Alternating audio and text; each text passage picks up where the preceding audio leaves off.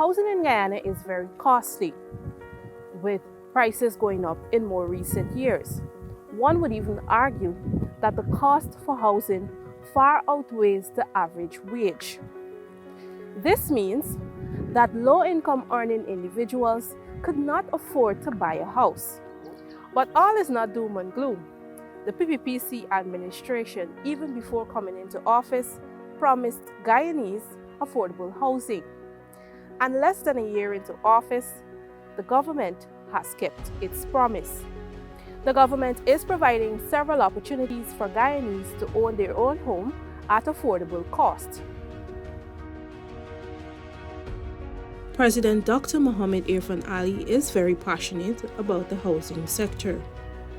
His vision extends way beyond just providing a piece of land to Guyanese. Instead, the president and his cabinet is working to ensure that families at all income levels have access to safe, decent, and affordable housing. And all of this leads to dignity, national dignity.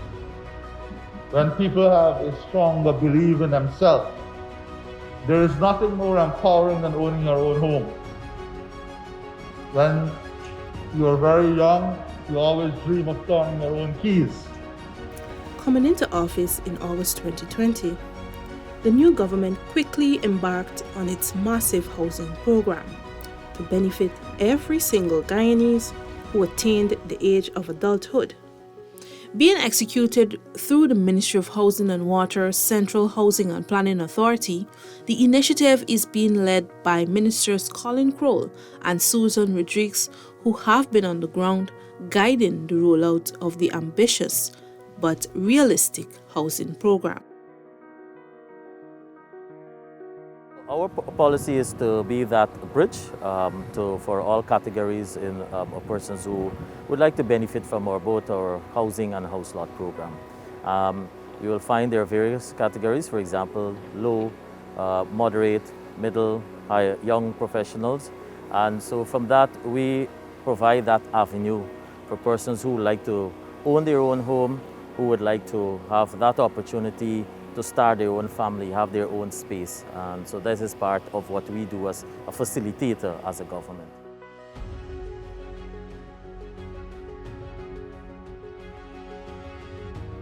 We've said from the inception that our focus at the Ministry of Housing is on home ownership. We want to avoid a pattern that had taken place over the previous decades, and that is low occupancy in our housing schemes. And so therefore, we are driving the housing construction.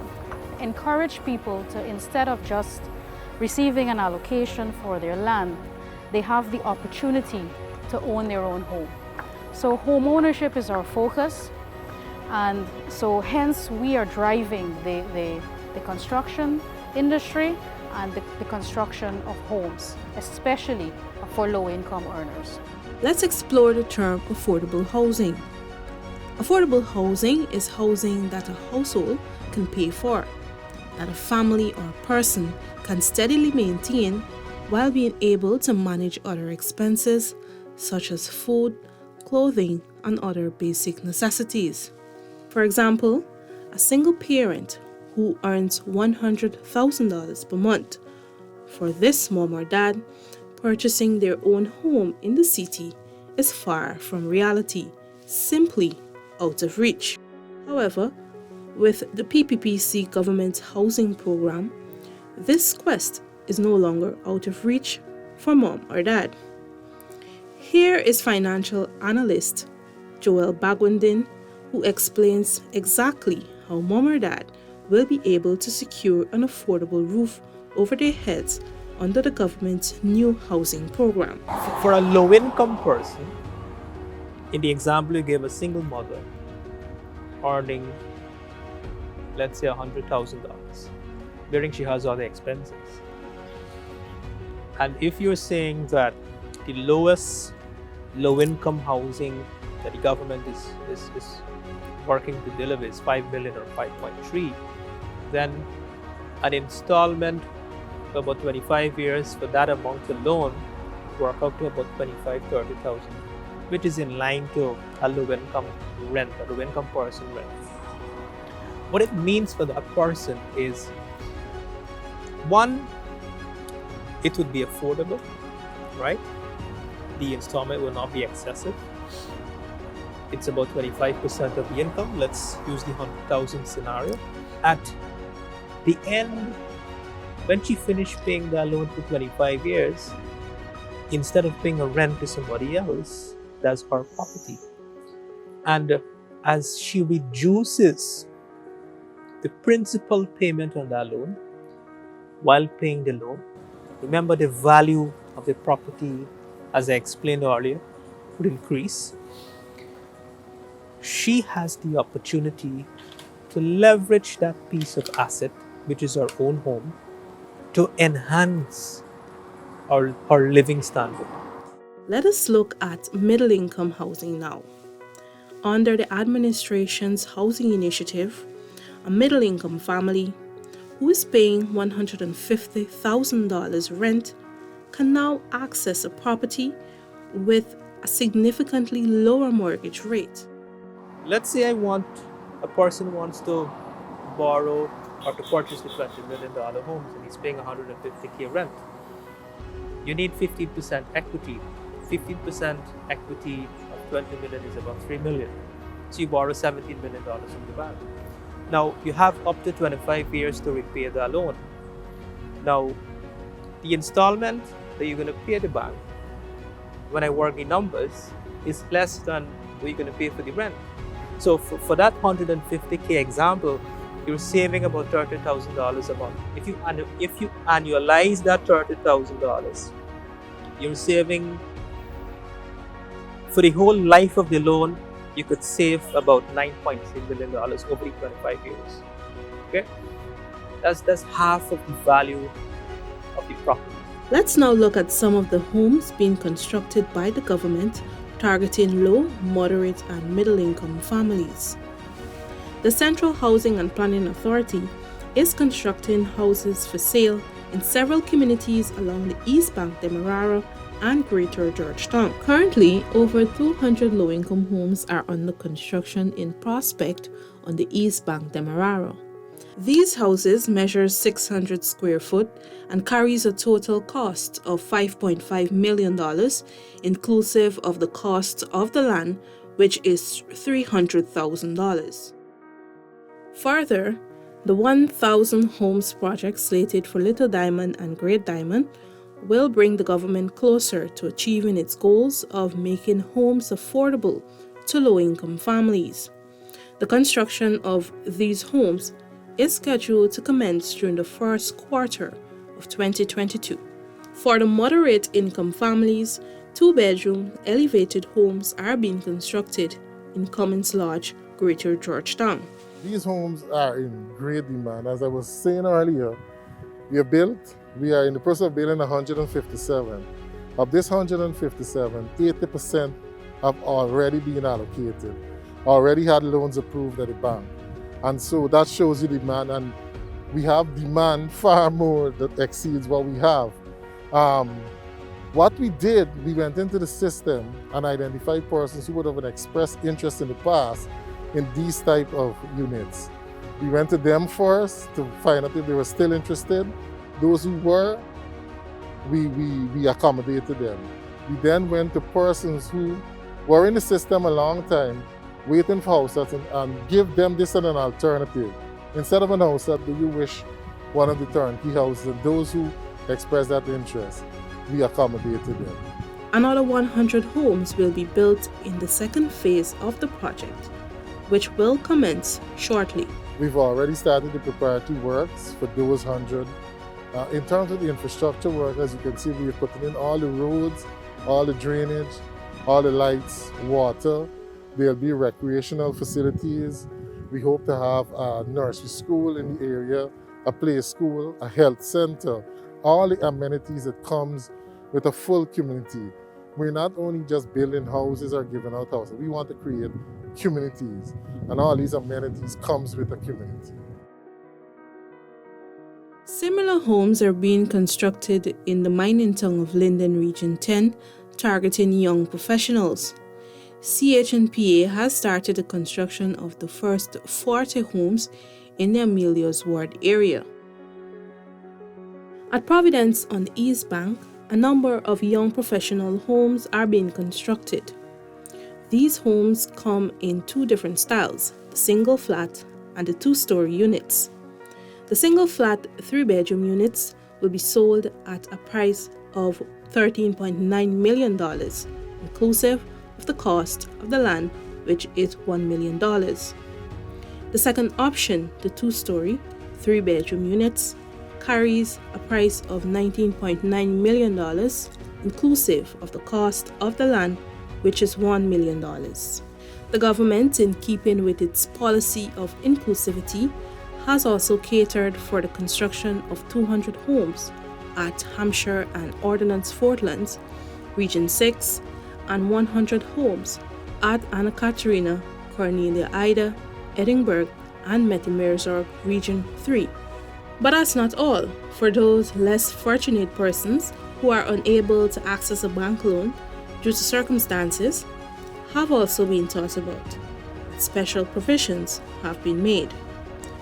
Through the Inter-American Development Bank funded Adequate Housing and Urban Accessibility Program, 100 core homes will be constructed at Parfait Harmony, West Bank Demerara, and Sapphire, Greater Georgetown. Right in this Sapphire area, we recently got approval to build 50 of those core homes. So those will be starting in the next month.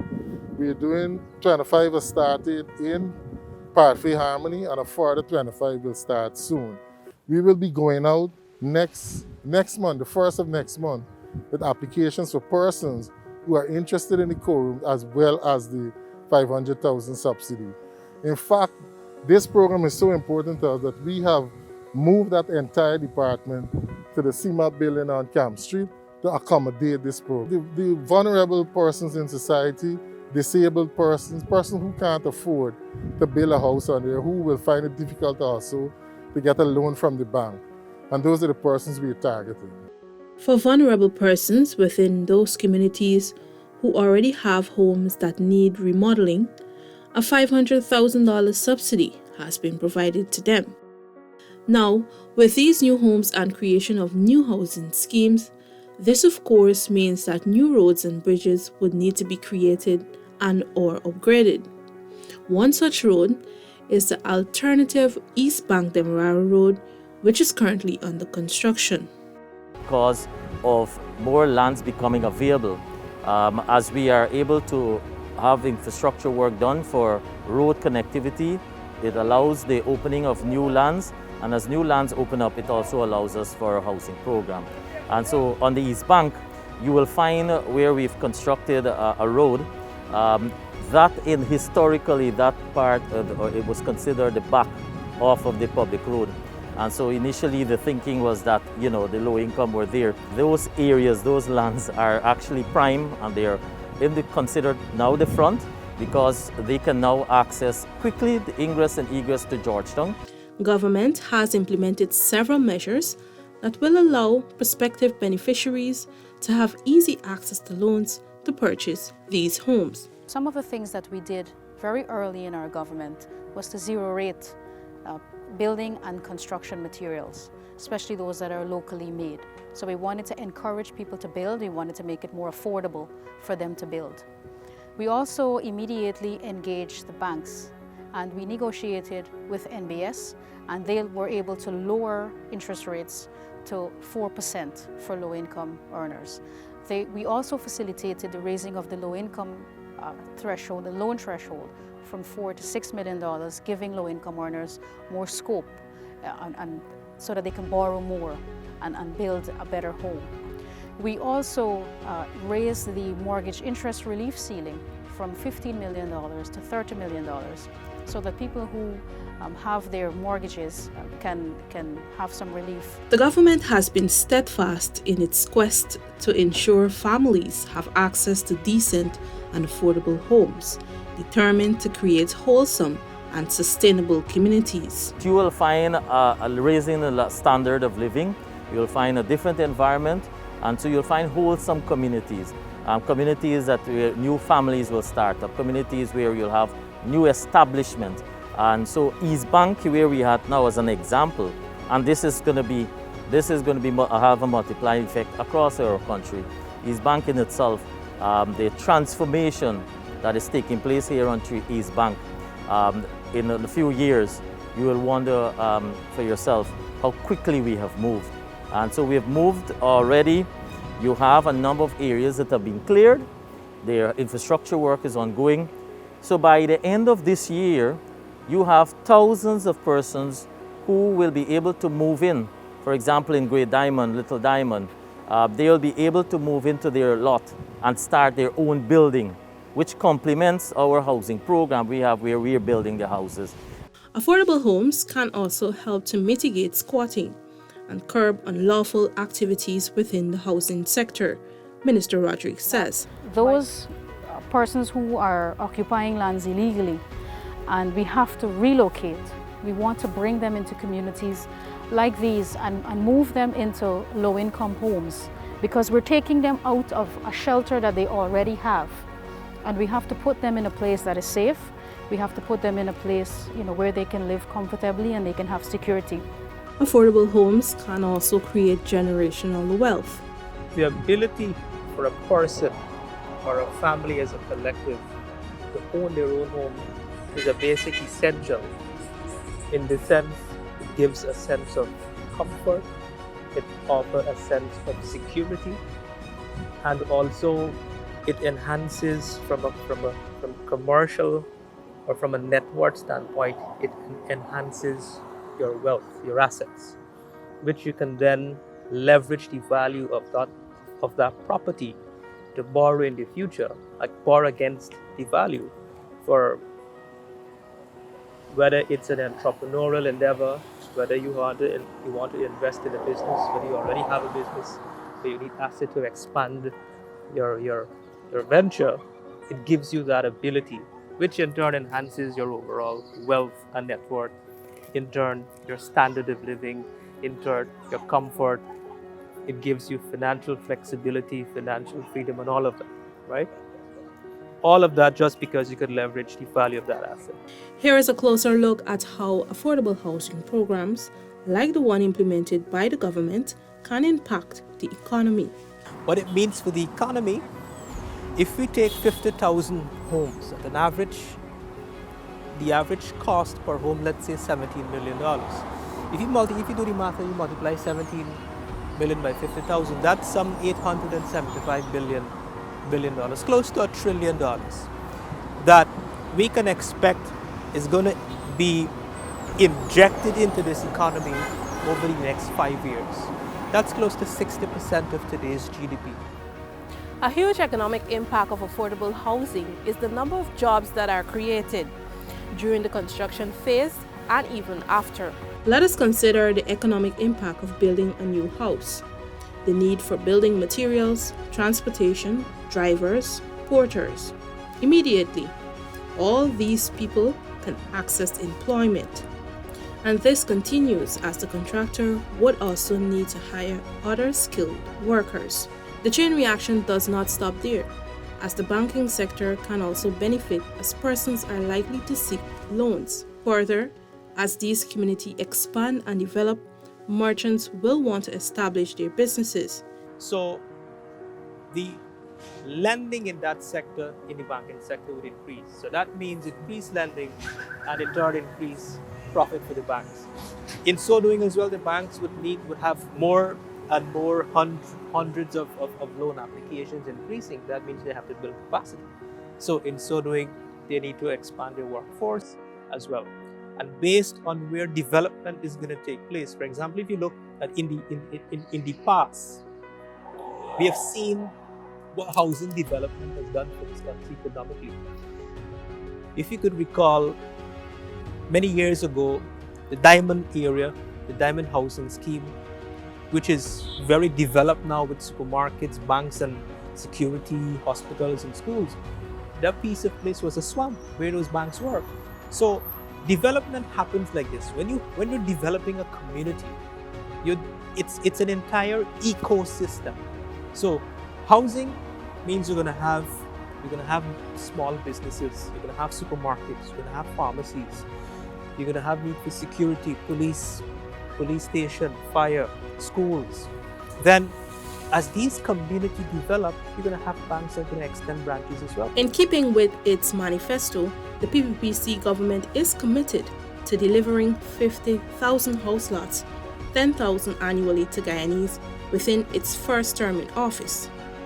This will be done through the distribution of house lots and the construction of homes for lower to middle income families. This has been part one of a short documentary where we highlight the government's affordable housing program. In part two, we will look at how citizens are benefiting from the allocation of these homes.